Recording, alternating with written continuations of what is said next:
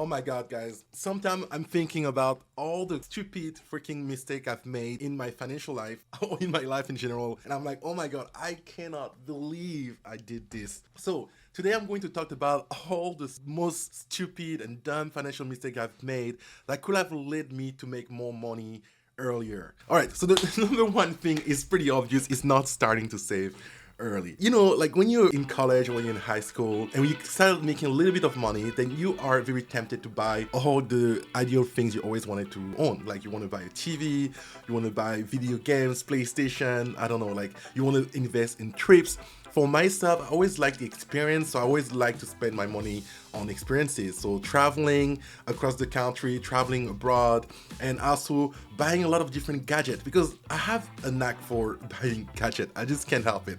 I like the latest cameras, I like the latest technologies. Whenever Apple release a new product, I'm always thinking about, oh my god, I like this feature, I need to get it. So these couple of things made it that I wasn't really saving my money early on. Although I was really thinking about finance in general, I always assumed that, you know what, if I make more money, then I will be able to save over time. But that was completely wrong. What you want to do is start to save early, and actually the early you can, the better. So if you can even start saving like when you're 12 years old, good for you. Because guess what? Warren Buffett didn't make the bulk of his fortune until he was in his 80s. So if you want to make the most money as you can, start saving early because compound interest is going to be on your side. So I would say the biggest mistake I've made is not starting to save early. I wish I started when I was even younger, when I was like maybe 11 years old. I'm putting money aside every single week and without even thinking about it, just kind of like automate my saving every week, putting money aside and wait for it to compound. The second biggest mistakes I've made is buying a car. So here's the thing. So when you want to make a big purchase, you often have to save for that big purchase. But what you don't realize is that by the time you spend money to buy that big purchase, then your saving is back to zero. So technically you remove all those things that you've been saving for this entire time because that new purchase is not an investment, it's a depreciative asset. So you're actually not going to make money, and the thing that you're going to buy is going to be devaluated and lose its value over time. So it's not like when you're buying a house which can appreciate in value. When you're buying a car, it's actually it's a depreciating asset. And a lot of people, when they have those big purchases in their head, they are always thinking about, oh, I'm going to make an investment in this big purchase. But if that thing is not bringing you money, this is not an investment. So the biggest mistake I made for me was buying my car. So my car, when I bought it, was around $52,000. It was a huge Mercedes-Benz coupe, a sport car. I always dreamed to have a sport car. And then I was like, you know what? I want to have that car before I turn 60, 70, 80. I want to get it now when I have a good job, when I can afford to get a nice car. I wanted to get it now so I can drive the car of my dream and stop thinking about it. So getting that car taught me one thing, is that when you own something expensive like a car, once you have it, you kind of over it, right? So I think a better thing to do is actually to rent the thing that you dream to have so you can experience it for a week or two and just get over it. Because once you've tried it and you're on to the next thing, the next thing you know, you might want a more expensive thing or something different. Me personally, I'm not into car that much. I just knew that this is a car that I wanted to buy, and then my mindset was like, I want to buy this car so that it motivates me to do better and work harder to get all the other things that I want. But I actually wish that I didn't. I wish that I rented that car for a couple of weeks, drove it and experienced it for myself, and then ended up buying a really cheap car where I wouldn't be spending a lot of money per month. Because guess what? If you're buying those cars, then you have to pay for the lease, or in my case, I was financing the car, now I own it because after those couple of years, now I finally own the car in full. But I was paying the car company every single month. All this money could have gone into an index fund or into a saving account and compound over time all across this entire 5 years.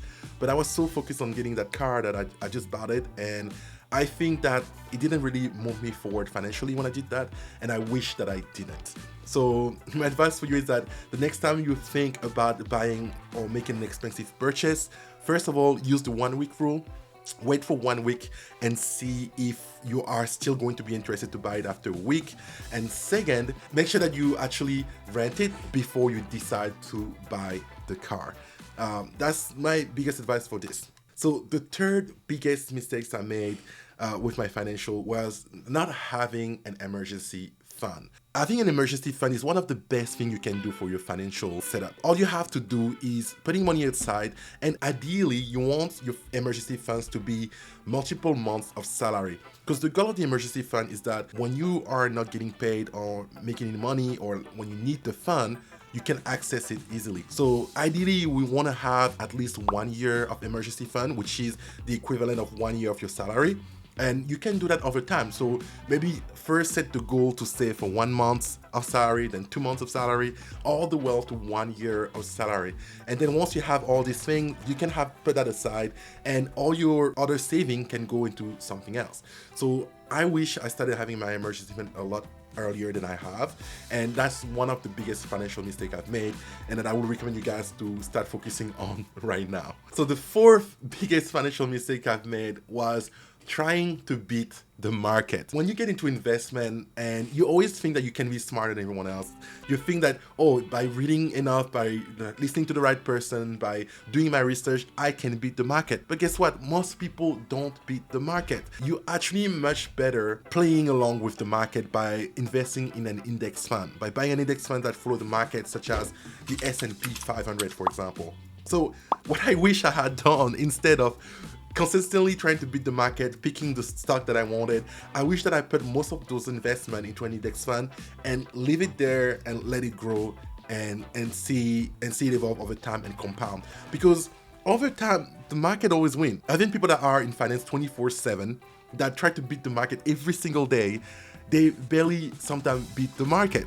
So who are you to think that you can beat the market as a novice, a beginner? So I think that you are much better off putting your asset into an index fund, let it ride along with the market, and instead of beating the market, you play along with the market. All right, guys, those were the biggest mistakes I've made. If you guys enjoyed today's video, make sure to hit the like button, and don't forget to subscribe if you want to see more content like this one. And I recommend you guys to check this video that I made recently called How to Stay Focused. And if you're someone like me that have multiple passion, have a hard time figuring out how to focus on one, or working on multiple startup, check this video, because that's just going to help you stay focused. Thank you guys for watching, and I'll see you guys on the next one. Peace.